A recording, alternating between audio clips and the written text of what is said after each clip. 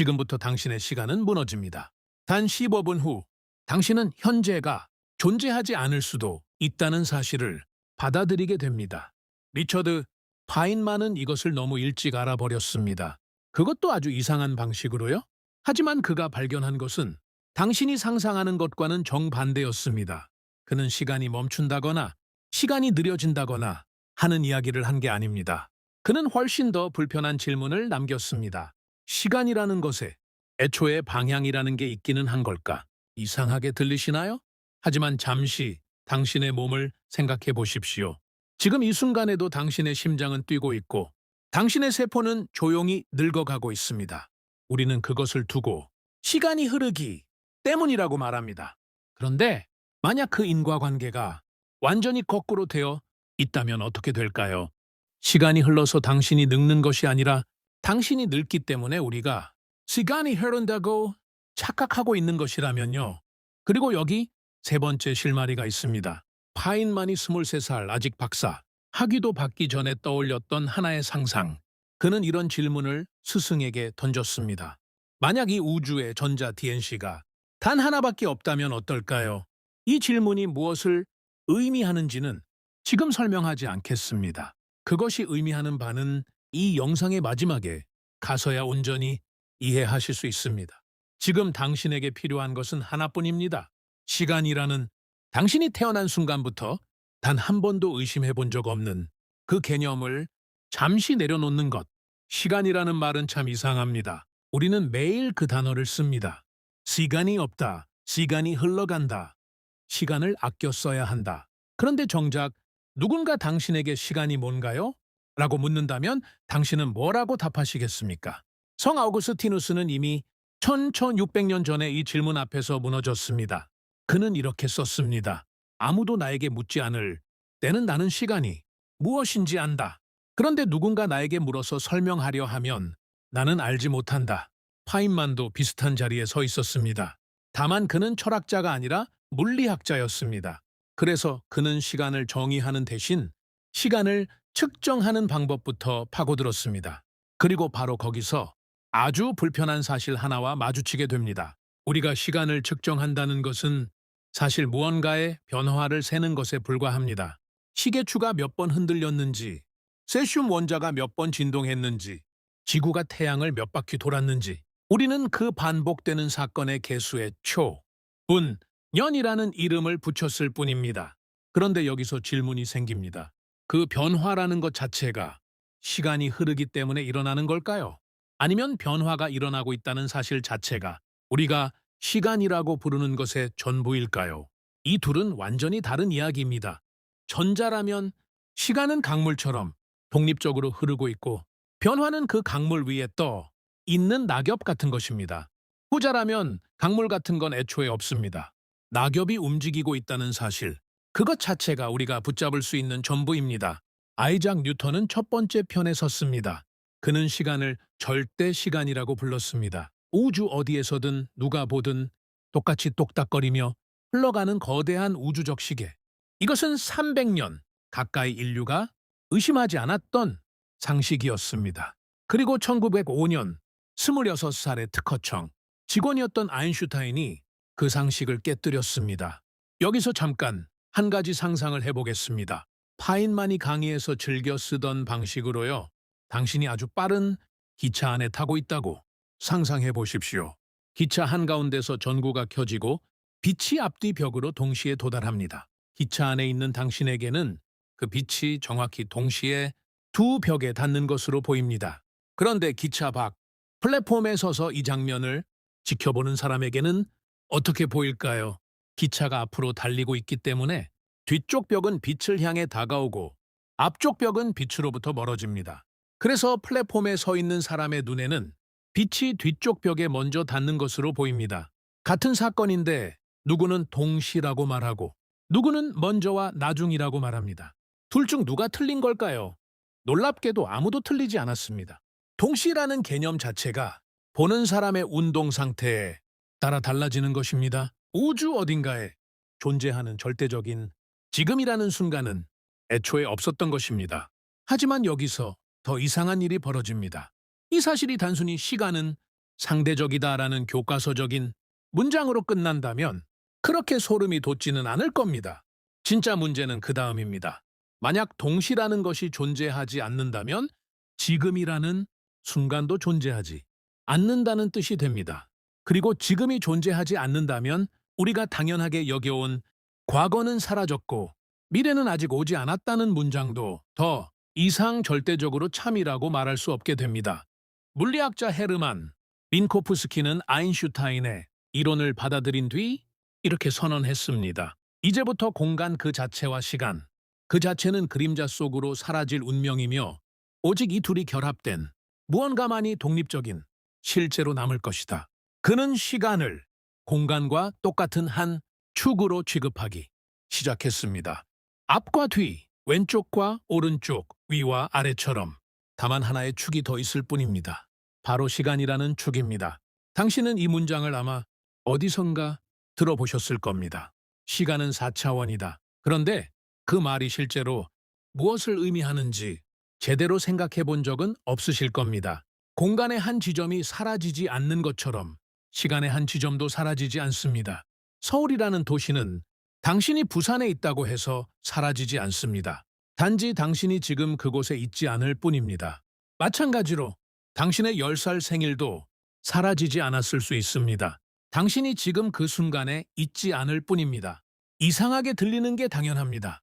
하지만 잠시만 이 생각을 붙들고 있어 주십시오.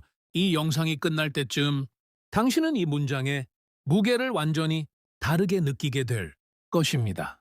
잠깐 이 부분이 진짜 충격적입니다. 이 아이디어를 물리학자들은 뷰럭 우주 블록, 유니버스라고 부릅니다. 과거와 현재와 미래가 마치 하나의 거대한 얼음 블록처럼 이미 다 함께 존재하고 있다는 이론입니다. 당신이 태어나기 전의 순간도, 당신이 죽은 이후의 순간도 이 블록 안 어딘가에 이미 자리 잡고 있다는 것입니다. 아인슈타인은 말년에 평생의 친구였던 미켈레 베소가 세상을 떠났을 때 그의 가족에게 편지를 썼습니다. 그 편지에는 이런 문장이 담겨 있었습니다. 파인만이 훗날 물리학과 학생들에게 종종 인용하곤 했던 아주 유명한 구절입니다. 과거와 현재와 미래의 구분은 아무리 끈질기게 믿어온 것이라 해도 결국 하나의 환상에 불과하다. 이 문장을 쓴 사람이 다른 누구도 아닌 20세기 최고의 물리학자였다는 사실이 이 이야기를 단순한 신비주의로 치부할 수 없게 만듭니다. 그런데 여기서 당신은 이렇게 물으실 겁니다. 그렇다면 왜 우리는 시간이 이런다고 이토록 생생하게 느끼는 걸까요? 왜 우리는 과거로 돌아갈 수 없고 오직 미래로만 나아가는 것처럼 느껴질까요? 이 질문에 대한 답은 시간 그 자체가 아니라 당신의 몸 안에서 벌어지는 아주 은밀한 사건에 숨어 있습니다. 그리고 그 사건을 이해하기 위해서는 우리는 잠시 우주에서 눈을 돌려 당신 방 안에 아주 평범한 물건 하나를 들여다봐야 합니다. 바로 깨진 유리컵입니다. 당신이 테이블 위에서 유리컵을 떨어뜨렸다고 상상해 보십시오. 컵은 바닥에 부딪혀 산산조각이 납니다. 이 장면을 거꾸로 돌린 영상을 본 적이 있으실 겁니다. 깨진 유리 조각들이 바닥에서 튀어올라 순식간에 하나의 완전한 컵으로 조립되는 장면. 우리는 그 영상을 보자마자 웃습니다. 왜냐하면 그건 명백히 거꾸로니까요. 물리적으로 불가능한 일이니까요. 그런데 파인만은 그리고 그보다 앞서 오스트리아의 물리학자 루트비 볼츠만은 아주 불편한 질문을 던졌습니다. 뉴턴의 운동 법칙을 보면 컵이 깨지는 방향과 컵 조각이 다시 모이는 방향, 이 둘 사이의 물리, 법칙상의 차이는 전혀 없습니다. 시간을 거꾸로 돌린 방정식도 시간을 앞으로 돌린 방정식과 똑같이 완벽하게 성립합니다. 그렇다면 왜 우리는 컵이 깨지는 것만 보고 컵이 다시 모이는 것은 보지 못하는 걸까요? 답은 확률에 있습니다. 멀쩡한 컵은 아주 특별하고 질서정연한 하나의 상태입니다. 반면 깨진 조각들이 흩어져 있는 상태는 그 조각들이 배열될 수 있는 경우의 수가 상상할 수 없을 만큼 많습니다. 흩어진 상태 쪽이 정돈된 상태보다 압도적으로 더 흔한 상태라는 뜻입니다. 그래서 컵은 깨질 확률은 높고 깨진 조각이 저절로 다시 모여 컵이 될 확률은 사실상 0에 가깝습니다. 불가능한 게 아닙니다. 다만 우주의 나이보다 훨씬 더 오랜 시간을 기다려도 일어나지 않을 만큼 확률이 낮을 뿐입니다. 물리학자들은 이 무질서의 정도를 엔트로피라는 이름으로 부릅니다. 그리고 열역학 제2법칙은 이렇게 말합니다. 고립된 개 안에서 엔트로피는 시간이 지날수록 절대 감소하지 않고 오직 증가하거나 그대로 유지된다. 여기서 우리가 처음에 던졌던 첫 번째 질문에 대한 답의 조각이 드러납니다. 시간은 흐르지 않습니다. 정확히 말하면 시간이 흐른다는 우리의 느낌은 시간이라는 강물이 실제로 존재해서 생기는 것이 아닙니다. 그것은 우주가 질서 있는 상태에서 무질서한 상태로 나아가고 있다는 사실, 그 방향성 하나만으로 만들어지는 착각에 가깝습니다. 블록 우주라는 거대한 얼음 조각 안에는 사실 방향이 새겨져 있지 않습니다. 다만 그 블록의 한쪽 끝은 엔트로피가 낮고 다른 쪽 끝은 엔트로피가 높습니다. 그리고 우리는 언제나 엔트로피가 낮은 쪽을 과거, 엔트로피가 높은 쪽을 미래라고 부르기로 약속한 존재일 뿐입니다. 파인만은 이것을 캘리포니아 공과대학 강의에서 아주 인상적인 비유로 설명한 적이 있습니다. 그는 학생들에게 이렇게 말했습니다. 만약 당신이 영화 필름을 어느 방향으로 돌려야 할지 알고 싶다면 물리 법칙을 보지 말고 달걀을 보라고요. 달걀이 깨지는 방향이 앞으로 가는 방향이고 깨진 달걀이 다시 붙는 방향이 거꾸로 가는 방향이라고 말입니다. 미시적인 법칙 자체에는 그런 방향이 없는데도 말이지요. 그런데 지금 잠시 숨을 고르고 이 사실을 당신의 몸에 대입해 보십시오. 당신의 몸은 지금 이 순간에도 엄청난 정밀함으로 유지되고 있는 하나의 질서입니다. 수십조 개의 세포가 정확한 위치에서 정확한 역할을 수행하며 무질서로 무너지지 않도록 끊임없이 에너지를 쏟아붓고 있습니다.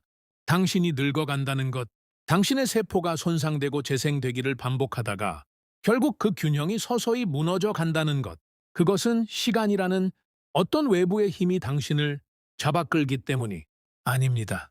그것은 당신이라는 하나의 정교한 질서가 우주 전체가 나아가고 있는 무질서의 방향을 거스르지 못하고 서서히 그 흐름에 합류해가는 과정입니다. 당신은 시간 속을 걷고 있는 것이 아닙니다. 당신 자신이 엔트로피가 증가하는 그 방향을 느끼는 하나의 정교한 계측 장치입니다. 당신의 기억이 과거만을 향하고 미래를 향하지 않는 이유도 여기에 있습니다. 기억이라는 것 자체가 뇌 안에 남겨진 하나의 물리적 흔적이며 그 흔적은 언제나 엔트로피가 낮았던 쪽, 즉 과거를 가리키게 되어 있기 때문입니다. 잠시 이 문장을 그대로 느껴보시길 바랍니다. 당신이 무언가를 기억한다는 것은 곧 당신이 우주에 무질서가 증가하는 방향으로 나아가고 있다는 증거입니다. 하지만 여기서 더 이상한 일이 벌어집니다. 이 설명은 아주 깔끔해 보입니다. 시간의 방향은 엔트로피가 만든다. 여기서 끝이라면 좋았을 것입니다. 그런데 물리학자들을 정말로 밤잠 설치게 만든 질문은 따로 있습니다. 왜 우주는 애초에 그토록 질서전견한 낮은 엔트로피 상태에서 시작했을까요? 빅뱅 직후의 우주는 상상할 수 없을 만큼 뜨겁고 밀도 높은 상태였지만 놀랍게도 그 안의 물질과 에너지는 거의 완벽에 가까울 정도로 고르게, 즉 아주 낮은 엔트로피 상태로 퍼져 있었습니다. 물리학자 로저 펜로즈는 이 초기 상태가 우연히 발생할 확률을 정확히 계산해 종이에 써 내려간 적이 있습니다. 그 숫자는 1, 뒤에 경이 10의 123제곱개나 붙는 인간의 감각으로는 도저히 상상할 수 없는 크기의 숫자였습니다. 다시 말해, 지금 이 순간 당신이 이 영상을 보며 숨을 쉬고 생각을 하고 기억을 만들어낼 수 있다는 사실 자체가 우주가 시작될 때 우연이라고 하기엔 너무나도 정교하게 낮은 엔트로피 상태에서 출발했기 때문에 가능한 일입니다. 시간의 방향, 당신의 늙어감, 당신의 기억, 이 모든 것은 결국 138억 년 전 우주가 태어나던 그 첫 순간의 질서로부터 이어져 내려온 하나의 긴 실입니다.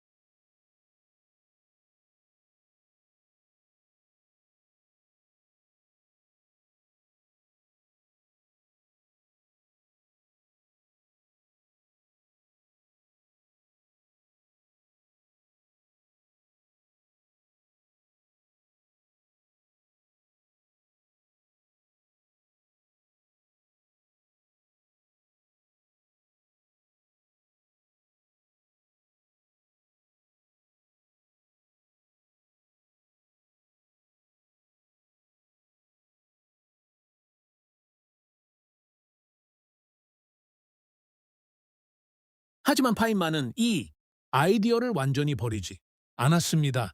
그는 이 상상을 발판 삼아 반입자를 시간을 거슬러 올라가는 입자로 다루는 수학적 틀을 완성했고 그 공로로 1965년 노벨 물리학상을 받았습니다. 하나의 터무니없어 보였던 상상이 결국 인류가 빛과 물질의 상호작용을 이해하는 가장 정교한 도구, 양자정의역학의 근간이 된 것입니다. 이제 처음에 열어두었던 세계의 문을 모두 닫을 시간입니다. 첫 번째 문, 시간은 흐르지 않습니다. 시간이 흐른다는 감각은 우주가 낮은 엔트로피에서 높은 엔트로피로 나아가는 방향성이 만들어낸 결과이며 그 방향성 자체는 138억 년 전 우주가 시작될 때의 극도로 낮은 초기 엔트로피에서 비롯된 것입니다. 두 번째 문, 당신의 몸이 늙어가는 것은 시간이라는 외부의 힘이 당신을 끌고 가기 때문이 아닙니다. 당신이라는 정교한 질서 하나가 우주 전체의 무질서 증가라는 거대한 흐름 속에서 그 방향을 감지하고 있는 하나의 살아있는 계측기이기 때문입니다. 세 번째 문, 미시적인 세계에서는 시간을 거스르는 사건이 실제로 존재하며 우리는 그것을 반물질이라는 이름으로 부르고 있습니다. 파인만이 상상했던 시간을 지그재그로 오가는 단 하나의 전자라는 아이디어는 시간이 강물이 아니라 이미 그려진 풍경이라는 사실을 극단까지 밀어붙였을 때 나올 수 있는 가장 아름답고 가장 정직한 상상이었습니다.